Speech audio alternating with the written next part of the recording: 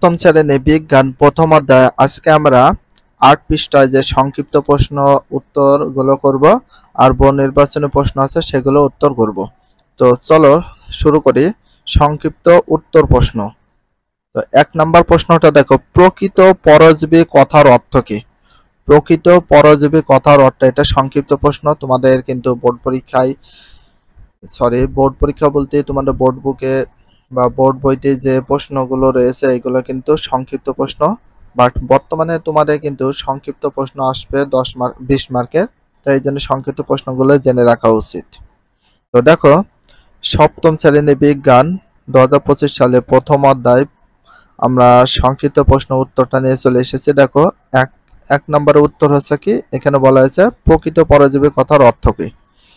প্রকৃত পরজীবী কথাটির অর্থ হলে জীবিত জীব দেহ ছাড়া যাদের কোনো অস্তিত্ব নেই এবং জীবদের বাইরে যারা জীবনের কোনো লক্ষণই প্রকাশ করে না, সেটা হচ্ছে প্রকৃত পরজীবী। আর প্রকৃত পরজীবী বলতে যেমন ভাইরাস।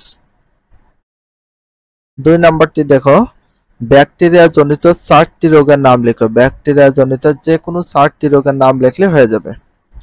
২ নম্বরের উত্তর, ব্যাকটেরিয়া জনিত 4টি রোগ হলো কলেরা, যক্ষ্মা, টাইফয়েড এবং নিউমোনিয়া। 4টি হচ্ছে ব্যাকটেরিয়া জনিত রোগ: যক্ষ্মা, কলেরা, টাইফয়েড এবং নিউমোনিয়া। ৩ নম্বর দেখো, অণুজীব কারা? ৩ নম্বর প্রশ্নের উত্তর,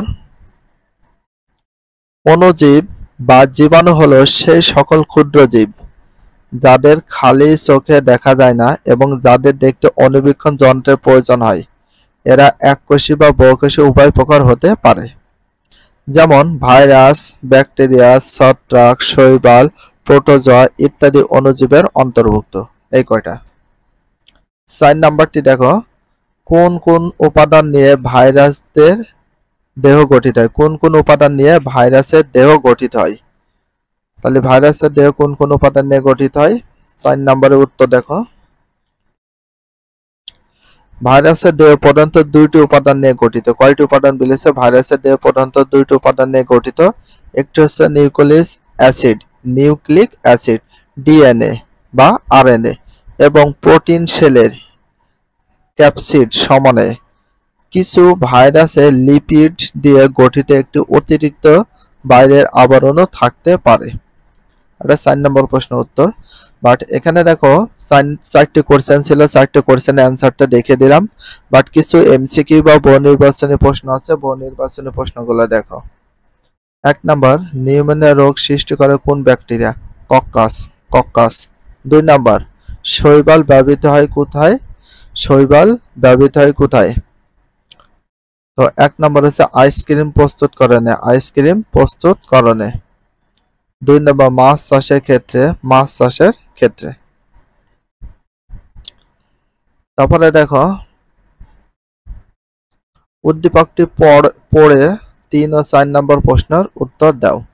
তারেক আখ খাবার সময় লক্ষ্য করলো আখের গায়ে লাল দাগ পড়েছে। তার বাবা বললেন এটি এক ধরনের পরজীবী কারণে সৃষ্টি হয়। ৩ নম্বর, উদ্দীপকে পরজীবী জীবটি সৃষ্টি করে ট্রাকিয়ার পোধা আর মাথার খুশকি। দেখো ৪ নম্বর, তারেকের লক্ষ্য করা রোগটির জন্য কোনটি দায়ী? ছত্রাক।